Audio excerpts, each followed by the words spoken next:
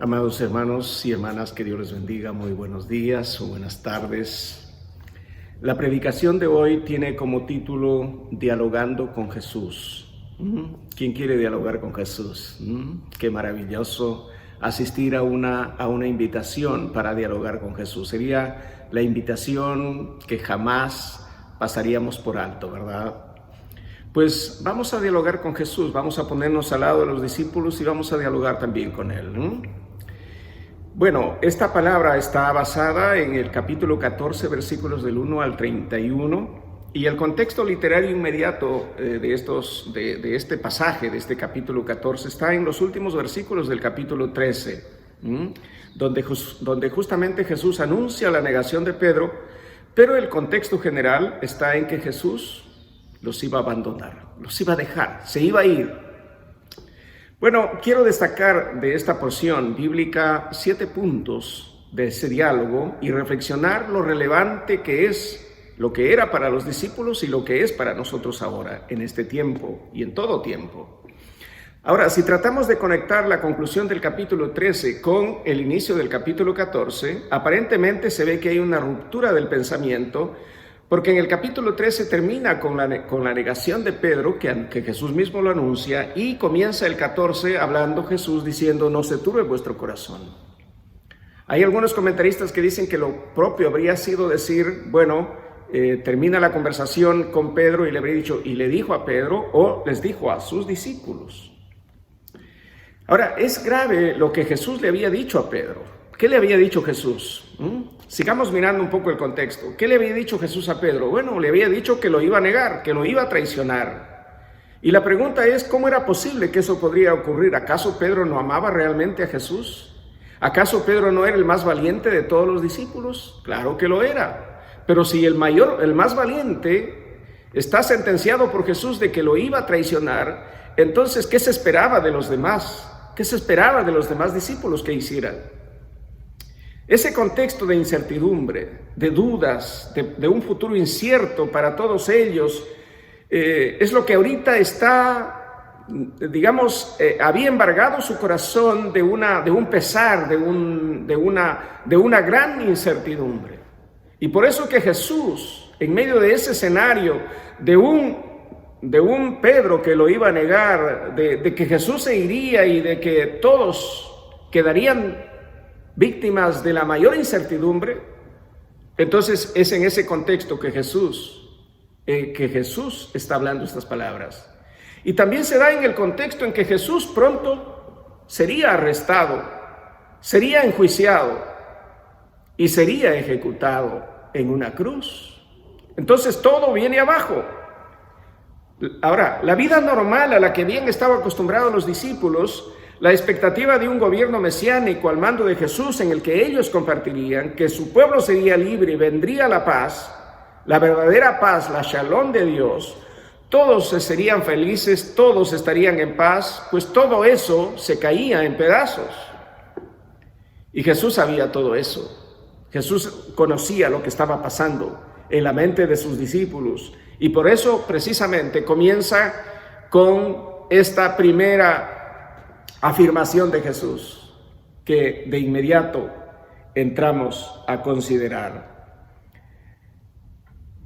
Hermanos, la vida que llevamos como individuos, como familias y como sociedad inclusive, y estoy ampliando el contexto, se puede ver alterada por diversas circunstancias que no podemos controlar. Un virus, una enfermedad, un diagnóstico médico, la muerte de un ser amado, un accidente, un desastre natural, un gobierno, un modelo de país, pueden alterar todo de un momento a otro y si no, en poco tiempo. Y es una ilusión pensar que lo que existe y a la que estamos acostumbrados va a seguir casi eternamente. Nadie espera lo peor, todos esperamos lo mejor. En ese contexto es como Jesús comienza a preparar el corazón de sus discípulos. Y qué maravilloso, qué precioso Jesús de que sea capaz de preparar el corazón de sus discípulos en un ambiente donde su corazón comenzaba a turbarse. Y yo por eso destaco aquí 7 puntos en ese diálogo que Jesús que tiene con sus discípulos en ese contexto de incertidumbre, de duda, y de ver que todo su proyecto se va cayendo en pedazos. Número uno, en primer lugar, Jesús les dice, no se turbe su corazón. La solución para que su corazón no se turbe es tengan fe en Dios y tengan fe en mí. Hay dos mandatos imperativos y esta es la clave para no caer en turbación. Si tienes fe en Dios, si tienes fe en Jesucristo, pase lo que pasare, tú estarás firme en Dios. Y como dice el Salmo, ¿no? Aunque la tierra tiemble y aunque se caigan los montes al corazón del mar, pues yo estaré firme. Ahí está la clave. Y si no estás firme, entonces te vas a turbar. Y al estar turbado no puedes pensar bien, se nubla tu razón, se nubla tu entendimiento, todo se altera y hasta puedes cometer cualquier locura. Los apóstoles tendrían que aprender ahora a caminar solos, a ser fuertes, ser valientes, predicadores y fieles a Dios. Pero la pregunta es, ¿cómo lo harían si ahora Jesús ya no estaría más con ellos? No se turbe vuestro corazón. En segundo lugar, Jesús les promete un lugar en el cielo. Le dice, en la casa de mi Padre. En la casa de mi Padre muchas moradas hay. Tal vez los discípulos dijeron, bueno, si ahora estamos bajo el yugo romano, ¿quiénes más van a venir? Nos van a despojar nuestras casas, nos vamos a quedar en la intemperie, ¿qué va a pasar? Se hacían esas preguntas. ¿Va a haber trabajo? ¿No va a haber trabajo? ¿Qué tipo de gobierno vamos a tener? ¿Qué va a pasar? Bueno, Jesús les está diciendo, ustedes tienen una morada. Hay una casa de Dios preparada para ustedes. Westcott, un erudito bíblico, observa que la casa que se refiere a las mansiones está en la Vulgata latina y en las lenguas españolas antiguas. Así se traduce la palabra morada, como mansiones. Recordarán ustedes algunos de ese maravilloso himno que decía, mansión gloriosa tengo allá en el cielo. Bernard dice que por su parte eran moradas y no meramente estaciones temporarias de viaje. Estas estaciones, estos lugares, estas mansiones que albergaban a los caminantes a lo largo de un gran camino y allí encontraban refugio. Pero esta no es la casa, no es una mansión de paso, tampoco es una morada de paso. Esta es una morada permanente. Jesús dice, la casa de mi Padre, la casa de Dios. Mateo 5:34, Mateo 6:1. Es el prototipo del templo transitorio en Jerusalén y de la morada de Dios, la morada del Padre y del Hijo en el creyente. Como dice Juan 14:23 y Juan 17:21, y esta casa es espaciosa y holgada. Es esa casa de la que habla el Apocalipsis. Al final del capítulo 21, donde dice que allá no habrá necesidad de la luz del sol, allá no hay enfermedad, ni dolor, ni tristeza, ni nada que se parezca, y que allá no entrará cosa inmunda o que hace abominación a mentira, sino todos, solo entrarán los que están inscritos, los que estén inscritos en el libro de la vida. ¿Y cómo estar inscrito en el libro de la vida, hermanos y amigos? Solo Jesús. Él es la respuesta. Y vamos a ver más adelante. Hermanos, este es el único pasaje de la Escritura en donde Jesús habla de preparar un lugar. Qué interesante. En tercer lugar, Jesús les promete que vendrá otra vez. Versículo 3. Ahora, la referencia primaria es a la segunda venida de Cristo, pero también sugiere que Cristo, desde el momento de su resurrección, siempre viene al mundo, viene a la iglesia y está con nosotros. Su palabra dice que donde hay 2 o 3 reunidos en su nombre, Él está allí. En la gran comisión de Mateo 28 dijo, yo estaré con ustedes todos los días hasta el fin del mundo. En cuarto lugar, Jesús responde la pregunta por el camino. La pregunta de Tomás. Versículo 5, le dijo Tomás, Señor, no sabemos a dónde vas, ¿cómo pues podemos saber el camino?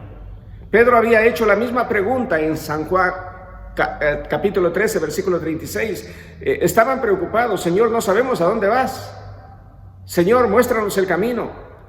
Podríamos seguirte, podríamos continuar contigo. Ellos quieren saber a dónde va a ir Jesús. No quieren dejarlo a Jesús, y qué bueno, y ojalá que nosotros seamos así. No dejar a Jesús nunca. Seguir a Jesús hasta el final, hasta el último aliento de vida, seguir a Jesús. Y entonces ellos quieren seguir a Jesús. ¿Por qué? Porque Jesús era todo para ellos. Jesús era todo para ellos. Ellos habían dejado todo para seguir a Jesús. Ellos habían dejado todo para seguir a Jesús. Y ahora ellos quieren seguir a Jesús. Y por eso Jesús, ante la pregunta del camino, porque ellos quieren saber el camino: Señor, tú te vas, pero dinos por dónde te vamos a seguir.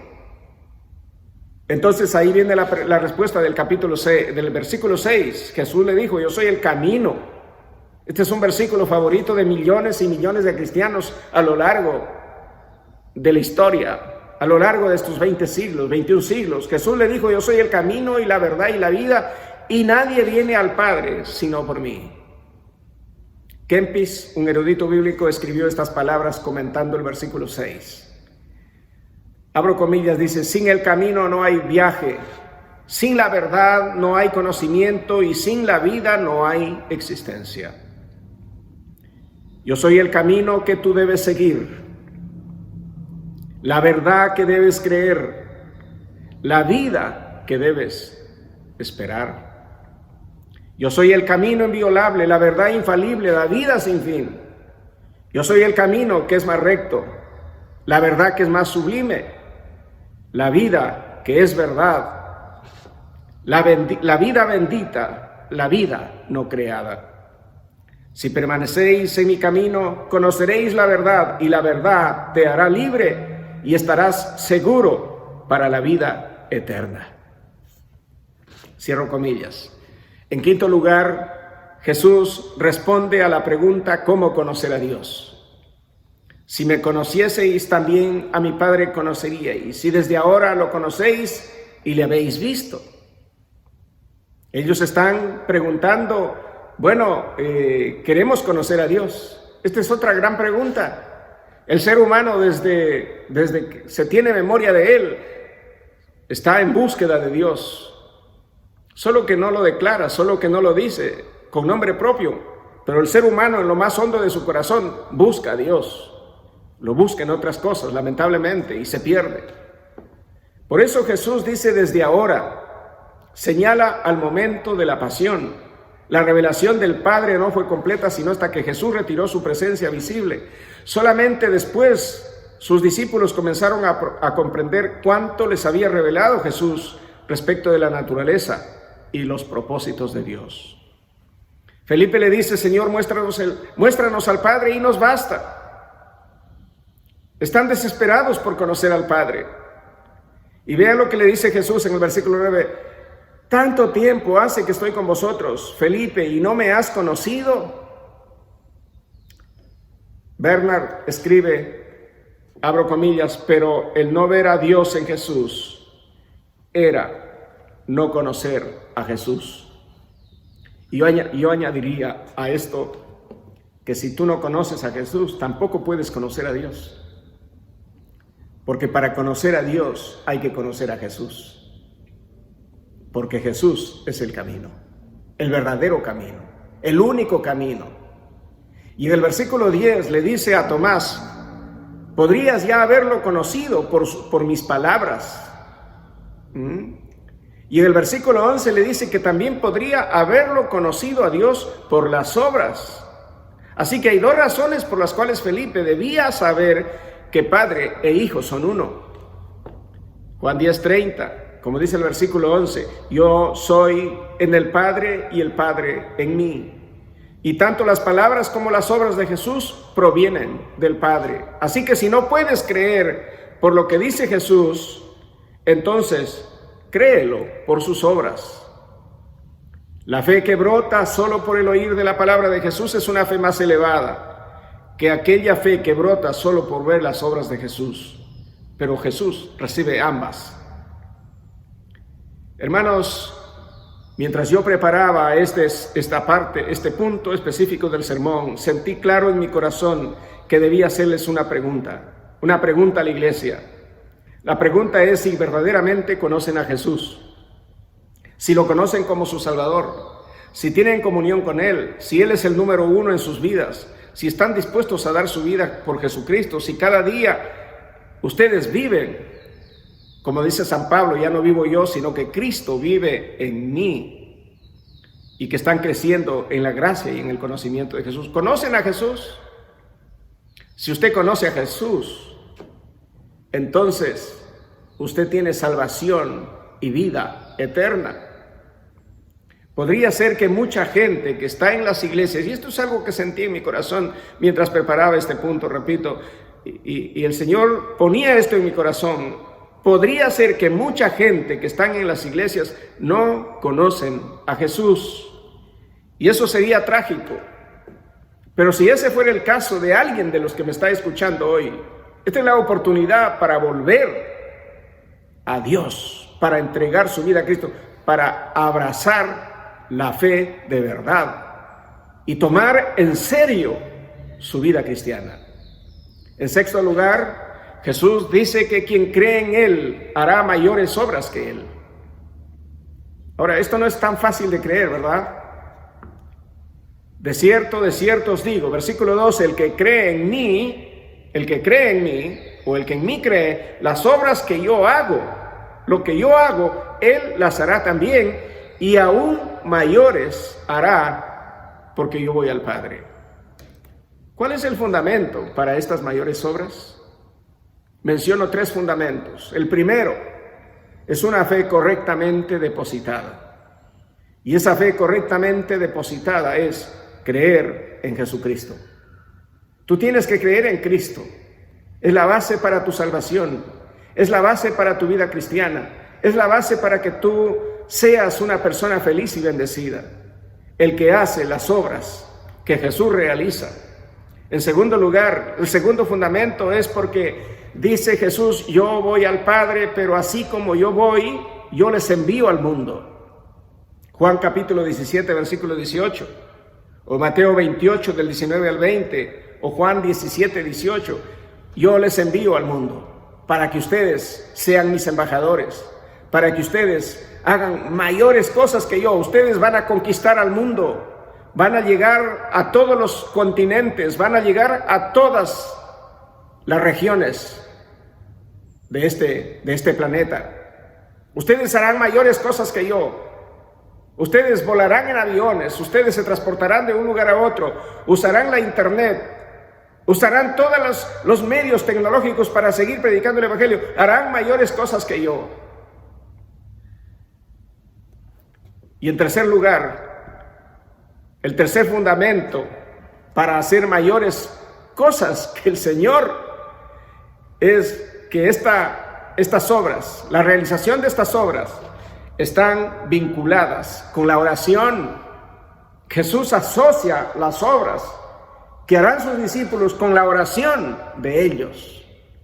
Claro, la oración es la clave, la oración es la base. Sin oración no llegamos a ningún sitio. Las grandes cosas se conquistan de rodillas en oración delante del Señor, clamando, pidiendo, ayunando. Dios está listo para escuchar el clamor de sus hijos. Clama a mí y yo te responderé. Y verás cosas grandes y ocultas, te mostraré cosas grandes y ocultas que tú no conoces. Esa es la promesa de Dios para sus discípulos, que lograrán hacer mayores cosas que Él. Pero esos son los 3 fundamentos. El fundamento de una fe correctamente depositada en Él, el fundamento de que así como Él regresa al Padre, Él nos envía al mundo para predicar el evangelio, y que esa realización de esas obras está asociada a una vida de oración. Amado hermano y hermana, haz de tu vida un estilo de orar.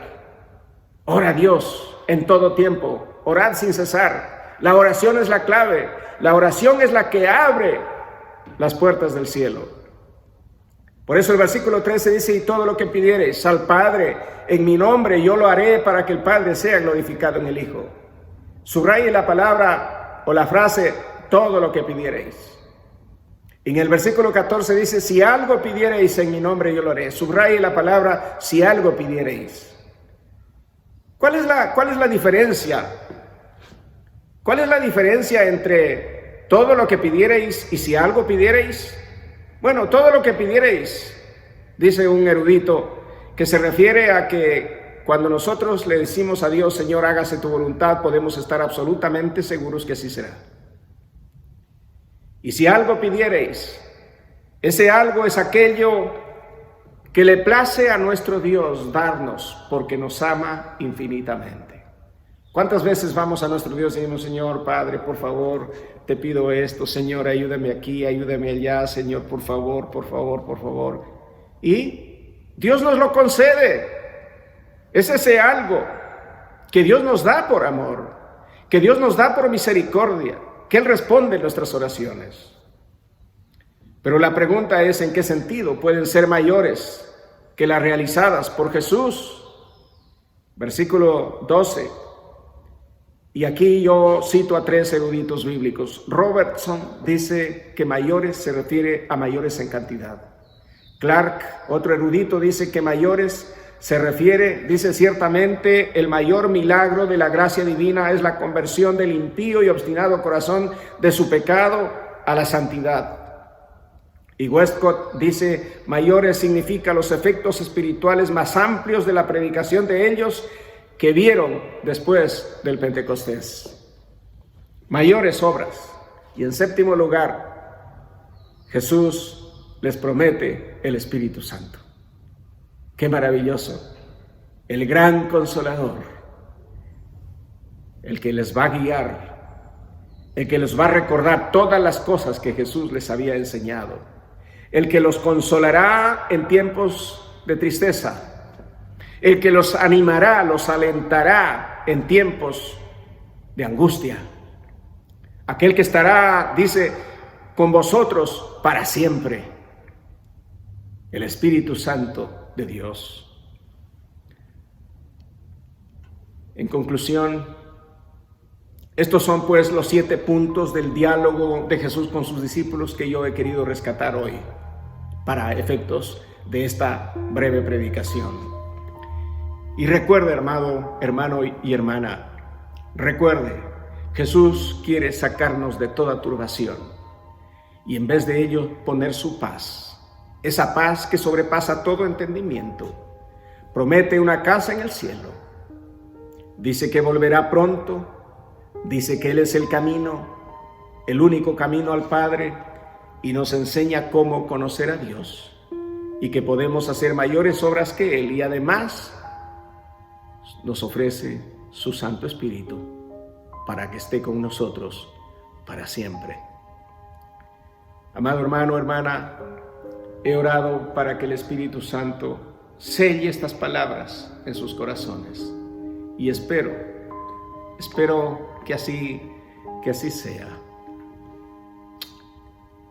Que Dios nos bendiga, amados hermanos y hermanas. Que estas palabras de Cristo, este diálogo de Jesús con sus discípulos, sea también el diálogo que nosotros tenemos juntamente con el Señor Jesucristo. Porque Él está aquí, Él está a nuestro lado, Él está dentro de nosotros. Su Espíritu está con nosotros, vive en nosotros. Somos templo del Espíritu y por eso podemos acudir a Él y también dialogar con Jesús. Te animo a dialogar con Jesús. Él te va a escuchar, pero Él te anticipa 7 grandes promesas para tu vida. Yo te pregunto, ¿estás disfrutándolas? ¿Vives esta experiencia?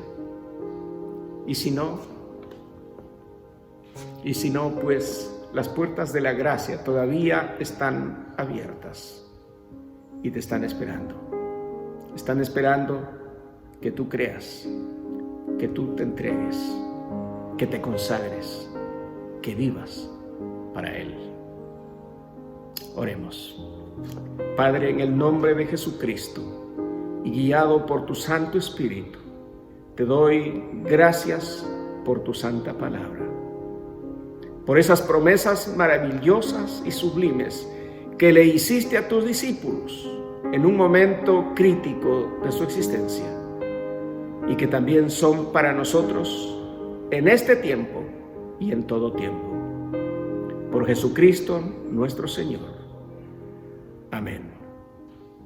Que Dios los bendiga, amada iglesia, amados hermanos, que la paz de Dios, que sobrepasa todo entendimiento, repose en sus corazones y que todo vuestro ser, espíritu, alma y cuerpo, sea guardado irreprensible para la venida de nuestro Señor Jesucristo. Que tengan una semana maravillosa, una semana llena de bendición, cuidados y protegidos por nuestro Dios, y nos veremos en una próxima predicación.